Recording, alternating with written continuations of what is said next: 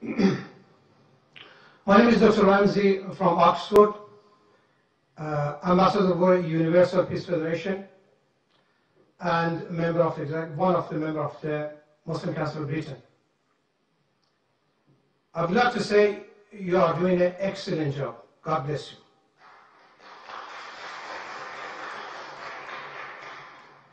Now my question,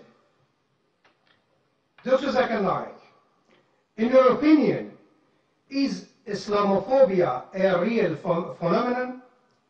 And if so, how do you suggest it can be tackled? Does the responsibility lies with the Muslim community, or should Western society be doing more to breach this barrier of fear? I'm talking about the fear. All phobias are fear of unknown. Thank you. The brother asked a very good question, that is Islamophobia a real phenomena? How should it be tackled? Is it the responsibility of the Muslim community to do it? Yes, there is Islamophobia, especially in this 21st century. And as I mentioned in my speech, I believe one of the major reasons for this Islamophobia is the media. And I said in my speech that the media spreads several misconceptions about this religion of Islam. I do agree it is the duty of us Muslims that we should spread the true teachings of Islam. I'm aware that there are black sheep in the Muslim community. I'm not saying all Muslims are 100% pious, all are good. There are black sheep in every community, including Islam. What does the media do? They pick up the black sheep of the Muslim community and they portray on the media as though they're exemplary Muslims. What we have to do is we have to portray the right teachings of Quran and the sayings of the Prophet Muhammad, peace be upon him. And if any Muslim is involved in doing acts which are against the religion of Islam, which are acts of terrorism, killing of innocent human beings, it is the duty of us Muslims that we should tell such people it is haram. There are some people who are being misguided and they are being brainwashed into saying that killing innocent human being is part of Islam. You will get reward. It's our duty as the mainstream Muslims to try and convey the right message of Islam and prevent such Muslims from being misguided. That's point number one. Point number two, it's our duty to tell the government of the country where you're living that Islam is a peaceful religion. And what I believe that Muslims should be part of the solution, they should not be part of the problem. The government should not think that Muslims are part of the problem, they should think Muslims are part of the solution. And that's the advice I even give to the police of India and the police of Bombay, and I interact with the police force very often. And I tell them that just for a few should take the Muslims in confidence. And the best is to have an interaction. I have addressed many police officers from very different countries, and we should try and have a question and answer session and remove the misconception in their mind and prove to them that Islam is one of the most tolerant religion, it's a peaceful religion, and if you know the teaching of Islam, surely the least person that you'll have to fear is fear a true Muslim. I'm not talking about the black sheep of the Muslim community. Hope that answers the question.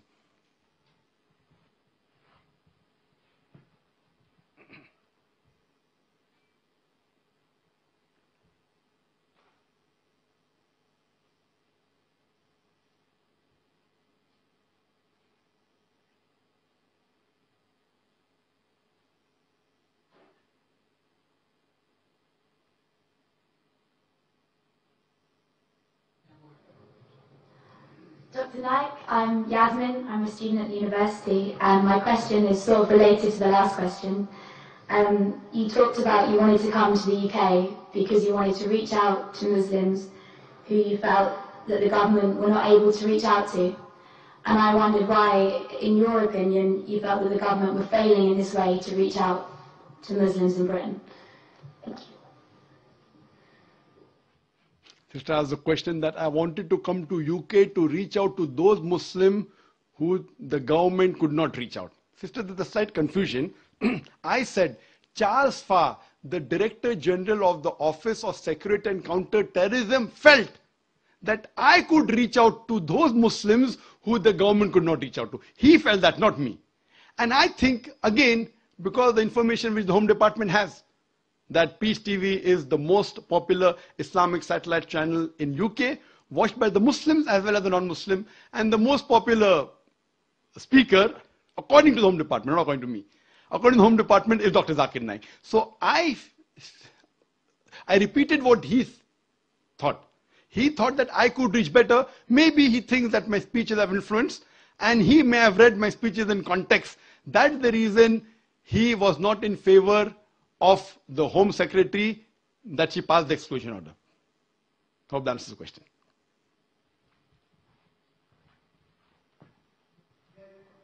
Do you think that he has a point? Do you think that, in some sense, the government are failing to reach out to Muslims? Yes. If you ask my opinion, that do I agree with the thoughts of Charles Farr that the government is failing out? Yes, I do agree with him. I do agree because, as I said in my earlier answer, that the government should not think that Muslims are part of the problem. The government should think that Muslims are part of the solution. Because a Muslim, there are many Muslims who are British citizens, and it's the duty of every Muslim to follow all the laws of the country staying in, as long as the law does not force him to do something which is prohibited in the religion or prevents him from doing something which is compulsory in religion. As far as India is concerned, I do not know of any rule or any law in the constitution which forces a Muslim in India to do something which is prohibited. Neither does it prevent me from doing something which is compulsory. So I am a practicing Muslim and I'm proud to be an Indian. So I'm proud to be an Indian Muslim. Similarly, there are many Britishers who I feel may be feeling the same. They may be Muslims and they may be following the laws of the country, so they're British Muslims. So I feel that the government should take in confidence, and what they should do, that they should see to it that this maligning by the media should stop. And the best example is myself. I mean, there are 100 million viewers of Peace TV. And there are millions of people who tell that I am the ambassador for peace. They say I'm a peaceful person. There are many heads of states of several foreign countries, many. They have called me as the state guest. So do you mean to say all these state guests of several countries, the president, the prime minister, the king, the sheikh, they meet me, they have dinner with me. Do you mean to say they're meeting a person who is promoting terrorism? A person who spreads hate? So what I'm saying, that this is all again manipulated by the media. So the government should not fall prey to the media and take any decision hastily. What they should do, they should give a chance for the person to clarify. And then I'm sure that most of the misconception will be removed, and I'm sure that UK would be a more peaceful country to live in. Hope that answers the question.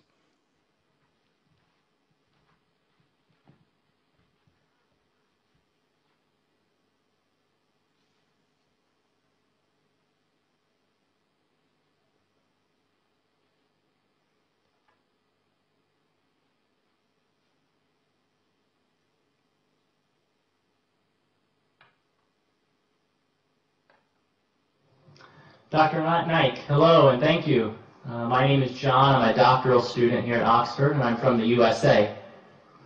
My question has to do with persecution, specifically how former Muslims are sometimes killed if they have chosen to leave Islam, deciding that another religion is more true. For example, my girlfriend is Turkish and she lives in Turkey. She used to be Muslim, but decided to become a Christian after understanding Jesus in a new way, as God made flesh. She has had fears in the past that she may be harmed or even killed for her decision. In light of the recent attention to this matter in Pakistan with Miss Bibi and the blasphemy laws, my question is this: what are you doing, or what do you plan to do, to educate Muslims that if someone chooses to leave Islam, that person should not be killed?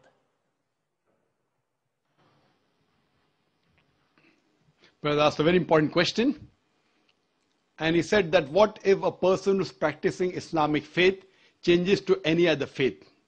Is it required that he should be killed?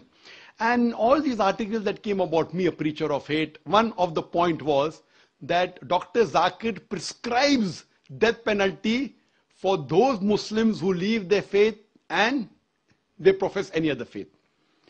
Again, these reports were out of context.